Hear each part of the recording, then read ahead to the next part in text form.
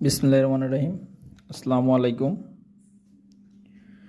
সুপ্রিয় শিক্ষার্থী বন্ধুদেরকে ইভ্যাক পাবলিকেশনের পক্ষ থেকে আজকের এই ভিডিওতে স্বাগতম।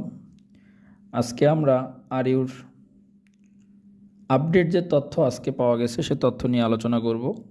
আপডেট তথ্য হলো আরইউর সাবজেক্ট চয়েসের তারিখ, কত তারিখ থেকে কত তারিখ পর্যন্ত, যদিও কিনা এটা পূর্বে ঘোষিত ছিল, কিন্তু আজকের নোটিশে যে জিনিসটা জানানো হয়েছে যে সাবজেক্ট চয়েসের উপরে প্রথম যে রেজাল্ট, সেই রেজাল্টের তারিখ কবে দিবে, পাশাপাশি ওই প্রথম রেজাল্টে যারা সাবজেক্ট পাবে তাদের ভর্তির ডেট, তারপরে সেকেন্ড ওয়েটিং লিস্ট তারা ডাঙ্গাবে কবে, এবং তার ভর্তির যে কার্যক্রম সেটা কত তারিখে পাবলিশড সম্পন্ন করবে, সেই ডেটগুলো আজকে তারা তাদের নোটিশের মাধ্যমে জানাইছে।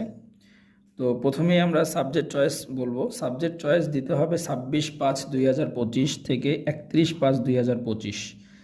তার মানে সাবজেক্ট চয়েসটা আমাকে দিতে হবে 26/5/2025 থেকে 31/5/2025 মধ্যেই। এখানে তারা একটা গুরুত্বপূর্ণ কথা বলছে, সেটা হলো উক্ত তারিখের মধ্যে পছন্দক্রম।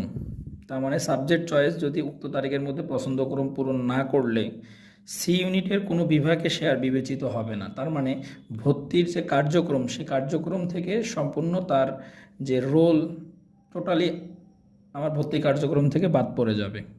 তার মানে 26 তারিখ থেকে 31 তারিখের মধ্যে অবশ্যই সাবজেক্ট চয়েস দিতে হবে। দিলে সে ভর্তি প্রক্রিয়ার সাথে যুক্ত থাকবে। যদি সাবজেক্ট চয়েসটা সে না দেয় তাহলে ভর্তি প্রক্রিয়ার সাথে সে কোনোভাবেই আর যুক্ত থাকবে না। সে কথাটাই তারা তাদের নোটিশের মাধ্যমে জানাইছে। তো যারা সাবজেক্ট চয়েস দিবে তাদের প্রথম যে তালিকা, নির্বাচন তালিকা, সেটা প্রকাশিত হবে 4/6/2025, তার মানে জুন মাসের 4 তারিখে, এবং ভর্তি প্রক্রিয়া শুরু এবং শেষ হবে 16 তারিখ, 17 তারিখ এবং 18 তারিখ। জুনের 16, 17, 18 এই 3 ডেটে তারা তাদের ভর্তি কার্যক্রম শেষ করবে। এটা হওয়ার পরে যে আসনগুলো ফাঁকা থাকবে সেই আসনগুলোর জন্য দ্বিতীয় নির্বাচন তালিকা তারা প্রকাশ করবে। সে দ্বিতীয় নির্বাচন তালিকা প্রকাশ করবে হলো 21 তারিখে, 21/6/2025 তারিখে। এটার যে লিস্ট নাম আসবে সে নামগুলা তারা ভর্তি শুরু করবে হলো 23 তারিখ এবং শেষ করবে 24 তারিখ। তার মানে সেকেন্ড যে মেরিট লিস্ট, সেই মেরিট লিস্টে যে নাম রোল আসবে সেটা 23 এবং 24 তারিখে ভর্তি প্রক্রিয়া শেষ করবে।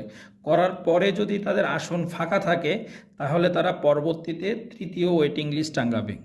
ঠিক অনুরূপভাবে তৃতীয় ওয়েটিং লিস্ট একটা ডেট দিবে, সেই ডেট অনুযায়ী যে রোলগুলো আসবে সেই রোলগুলো ভর্তি হবে।